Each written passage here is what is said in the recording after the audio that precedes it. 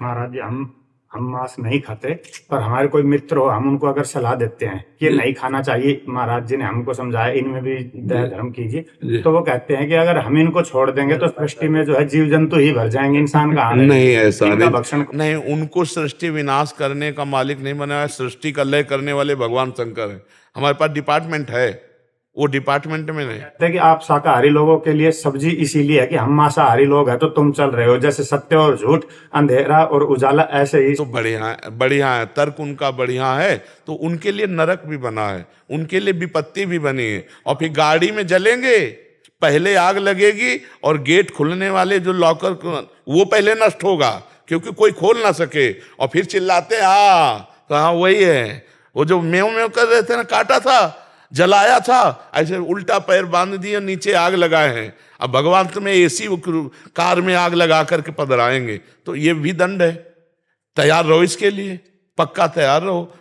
अगर आप पापाचरण करते हैं तो इसी जन्म में तुमको पता चल जाएगा कि तुम्हारा परिणाम क्या होगा। ऐसा आज तक कोई पापी नहीं देखा कि ऐसे करके गया हो मृत्यु लेख से। रावण जैसे धूल धूसरित हो गए, कंस जैसे, शिशुपाल जैसे काट के फेंक दिए गए, कोई ऐसा नहीं है। ये जो कह रहे हैं ना, बढ़िया दो प्रकार की खेती होती है, एक दुख की एक सुख की। आप वो दुख की खेती हो, जब काटने को आएगा तब कहते हे भगवान 7 लोग इस गाड़ी में जल गए। ये वही जले हैं जो जला जला के खाए थे ना। अब भगवान ने भूंजा उनको, काल भगवान ने। ऐसी गाड़ी में बैठे हैं, फिल्मी गाना चल रहे हैं, गाड़ी रफ्तार से है, आग लग गई। अब कोई आवाज सुन करके भी खोल नहीं सकता, गेट लॉक है क्योंकि वो तार जल गए। अब जल गए पूरे।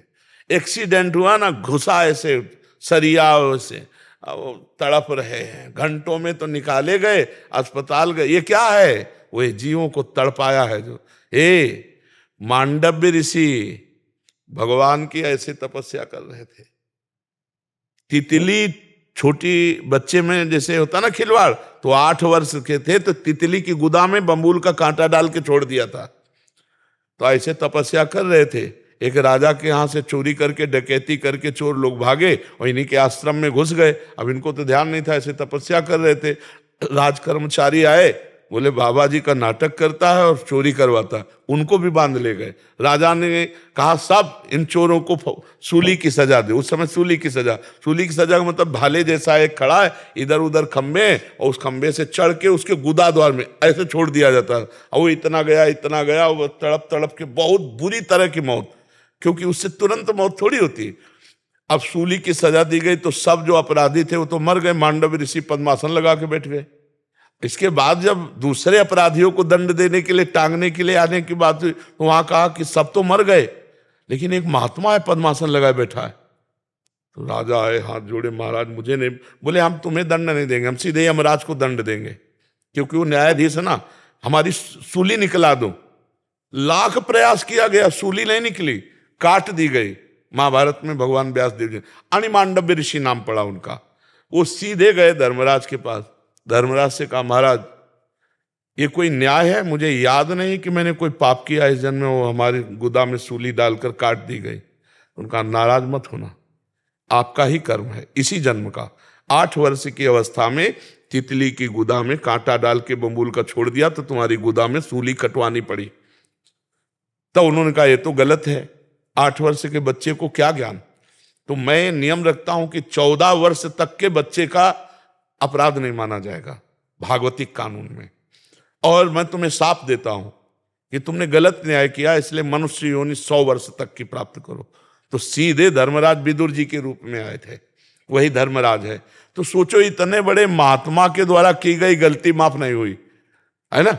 तो ये जो बकरा बकरी, मुर्गा मुर्गी, ये तुम सृष्टि के विनाश का हेतु भगवान शंकर को है, पालन कहे तो हरि को है, और रचने कहे तो ब्रह्मा को है। अपने आचरण से चलो यार, नहीं तो नरक बना हुआ है, ऐसी ऐसी समस्याएं बनी हुई हैं कि सब दुख भोगने को मिल जाते हैं, सब दुख भोगने को मिल जाते हैं। कीड़ा पड़ते हैं फिर शरीर में, ऐसा पशु बना दिया जाएगा जहां मनुष्य ना पहुंचने पावे, और कीड़ा पड़ गए, सड़ रहा है, कितने दिनों में तड़प के मारा। ये नरक है सब। इसलिए ऐसे लोगों की बातों पर ध्यान न दो जो ये कहते हैं कि हम संहार के लिए बने हैं। ऐसा नहीं, डिपार्टमेंट नहीं बनाया गया संहार का। हाँ, वो भगवान शंकर के पास है। आप अच्छे आचरणों से चलो और जो ऐसी बातें करते हैं उनको अनसुनी कर दो। ये सब पागल लोग हैं, माया के वशीभूत होकर ये बोल रहे हैं। भला अपने चुटकी काट के देखो है, और दूसरे के शरीर को आप देखो, चींटी को पीछे अंगुली लगाओ ऐसे देखो, भागती है ना, वो बचना चाहती है। सबको अपने प्राण पे है यार, ऐसा नहीं कर, मतलब बुद्धि भ्रष्ट है तो कुछ भी कर लो, बुद्धि भ्रष्ट है तो फिर क्या है। नहीं, पवित्र बुद्धि ऐसा कभी निर्णय नहीं करेगी कि किसी जीव को कष्ट दिया जाए, नहीं ऐसा। और सब जीव ऐसा थोड़ी बढ़ोतरी हो जाती है। अरे भगवान समेटते जाते हैं सबको। जब विनाश की उनकी लीला होती है, देखो कोरोना चला था ना, पूरे विश्व में लाखों आमरे, लाखों आमरे, 2 लाख हुआ। यह है विलास का कार्यक्रम। भूकंप आया, प्रदेश का प्रदेश साफ, जल प्रवाह समुद्र से ज्वार भाटा आया, पूरा साफ कर दे। ये भागवतिक है, तुम चिंता मत करो। सफाई विभाग बहुत जोर का है, तुम्हें करना नहीं पड़ेगा। तुम्हारी भी सफाई हो जाएगी, चिंता न करो। बहुत बड़ा विनाशकारी भगवान के बहुत लीलाएं हैं। देखो अब जरा सी बात छिड़ गई तो आजकल गोलियों वाला तो है नहीं, मिसाइल वाला है, पूरा नगर का नगर विध्वंस हो जाता है, नहीं हो जाता है? ऐसे ऐसे अस्त्र हैं कि पूरे देश के देश को उड़ा दे। तो भैया विनाश विभाग है, जब विनाश विभाग चलेगा तो अपने आप विनाश करता चला जाए। आप धर्म से चलो, आप जीवों पर दया करो, आप अच्छे पदार्थ पाओ। किसी का मांस, या कैसे गंदे लोग हैं जो दूसरे का मांस खाने में अपने को मतलब सुख समझते हैं। बात सुन के उल्टी हो जाए यार, किसी के अंग खाने, मांस खाना, पर वो बुद्धि भ्रष्ट है तो उनको अच्छा लगता है। तो आप लोग सत्संगी, आप लोग ना पाइए, अच्छे मार्ग में चलिए। किसी माता बहन की तरफ गंदी दृष्टि मत रखिए। जो गृहस्थी में आपको पाणी ग्रहण हुआ है उसी से धर्म से चलोगे ना, तो इस जन्म में सुखी रहोगे, आगे भी सुखी रहोगे।